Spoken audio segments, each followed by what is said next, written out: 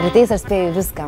Man tai reikia 7 minučių kontrastingam dušui, vos 2 minučių man užtenka pasidaryti tokį skaistų makiažą. Todėl net 10 minučių aš turiu laiko pasimėgauti kvapnia kava, kurią gerdama aš dar galiu atlikti trumpą, bet labai naudingą mankštelę. Kiekviena iš mūsų viena pagrindinių problemų ryte yra laiko trūkumas. Labai dažnai išbėgame iš namų pasirūpinusios visais kitais, bet ne savimi. Pagaliau radome sprendimą. Tai yra SBB.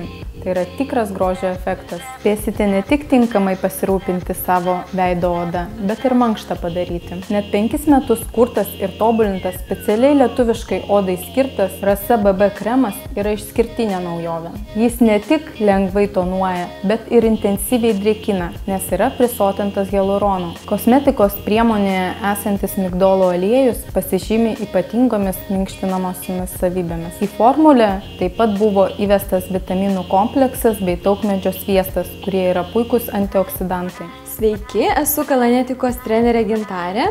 Dabar parodysiu Lavijai, kaip turiningai išnaudoti laiką, kol geriame rytinį kavos puodelį. Suglaudžiam pėdas kartu, ištiesinam nugarą, vieną ranką prisilaikom už kažko ir po truputį kulnais aukštyn, žemyn, taip iš lėto, lyg pulsuotume.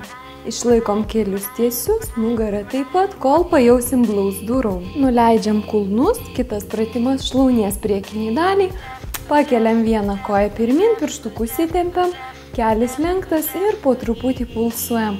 Išlaikom nugarytę tiesę, pilvą prispaustą prie stuburo. Gerai, nuleidžiam, keičiam koją, pakartojam kitą koją. Šiandien tiek, gražios jums dienos.